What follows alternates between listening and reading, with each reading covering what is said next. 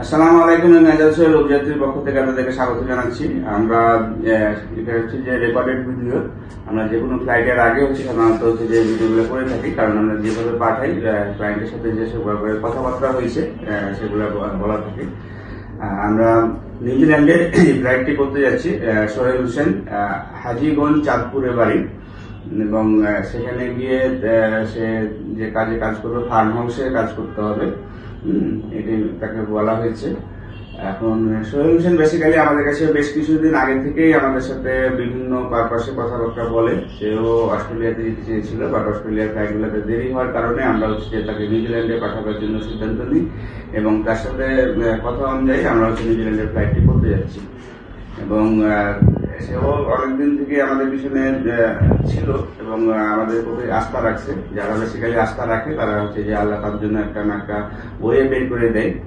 এখন সোহেল, যেটা হচ্ছে যে এটা একটা রেকর্ডেড ভিডিও, কারণ এটা রেকর্ড আকারে থাকবে। তোমাকে আমরা বলে নিয়েছি যে আমরা এইভাবে পাঠাবো। আমরা যে প্রসেসেই হোক না কেন তোমার যে নিউজিল্যান্ডে আমরা পাঠাবার ব্যবস্থা করেছি, অবশ্যই বৈধ পদ্ধতি তুমি যাচ্ছ এবং সেখানে গিয়ে একটি ফার্ম হাউসে কাজ করবা। ফার্ম হাউসে এবং কাজের জন্য তোমার যে স্যালারিটি হবে সেখানে হচ্ছে 5,000 থেকে 5,500 নিউজিল্যান্ড ডলার, এই স্যালারিটা তোমার মাসে পাবা। এবং সেটা হচ্ছে যে অবশ্যই হচ্ছে 8 ঘন্টা কাজ করার জন্য পাবা। এরপরে হচ্ছে যে থাকা কোম্পানি দিবে এবং খাওয়াটা শুধুমাত্র নিজের থাকবে, ঠিক আছে? এবং আমরা হচ্ছে যে ইন্দোনেশিয়া হয়ে এই ফ্লাইটটি করছি। আমরা এখান থেকে ইন্দোনেশিয়া যাবো, সেখান থেকে হচ্ছে যে ফ্লাইটের পরবর্তী ফ্লাইটে হচ্ছে যে সে নিউজিল্যান্ডে চলে যাবে ইনশাল্লাহ। এবং তুমি অভিযাত্রীতে যে আসছো, মানে এখন তো দেরি হওয়ার কারণে তোমার অভিযাত্রীর প্রতি মন খারাপ আছে না?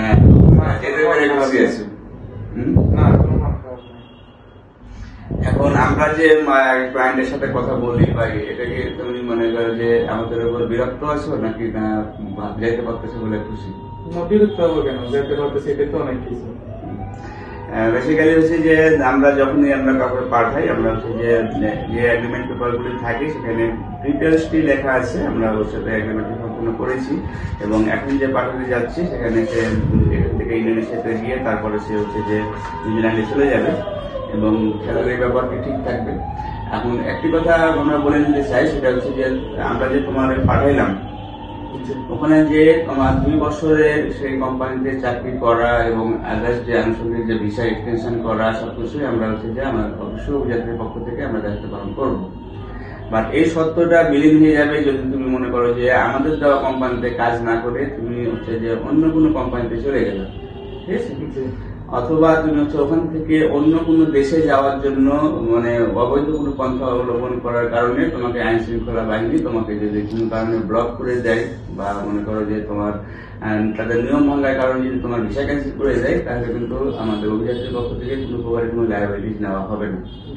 এখন তোমার সাথে আমার ভালো সম্পর্ক হয়ে গেছে, আমরা ভাই ভাই সম্পর্ক হয়ে গেছে, যে কারণে আমি হয়তো আনঅফিসিয়ালি তোমাকে হেল্প করতে পারি বা তুমি যেহেতু ঠিক মতন করতে পারবে তার জন্য আমরা চেষ্টা করতে পারি।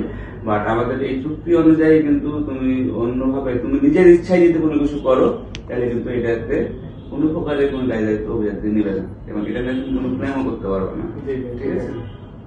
আর আরেকটা বিষয় যেটা হচ্ছে যে ওইখান থেকে আমরা বলতেছি যে যখন তুমি রেসিডেন্সিয়াল পারমিশন পাবা তখন তুমি অন্য কোনো দেশে মুভ করতে চাইলে আমাদের সাথে যোগাযোগ করতে পারবে। আর আরেকটি কথা আমরা বলে দিই যে যেহেতু অভিযাত্রী তোমাদের পাঠাচ্ছে, রেসপন্সিবিলিটি অবশ্যই অভিযাত্রী নিবে, কিন্তু অভিযাত্রী যখন যেভাবে বলবে চেষ্টা করবা সেটা হচ্ছে পালন করার জন্য। আর যদি কোনো প্রবলেমে পড়োই, এখন যেহেতু এটা আরেকটা দেশ, একটা অন্য দেশে যে কাজ করছে, যদিও সেখানকার লেবার ল অনেক স্ট্রং, অবশ্যই তুমি সুরাহা পাবা। যদি প্রবলেম ফিল করো, তোমার ফ্যামিলির সাথে যোগাযোগের আগে আমাদের যে রিপ্রেজেন্টেটিভ তোমাকে রিসিভ করে নিয়ে যাবে তার সাথে যোগাযোগ করতে পারো, অথবা সরাসরি আমাদের সাথে কথা বলে আমার সাথে তোমার হোয়াটসঅ্যাপ নাম্বার থাকবেই।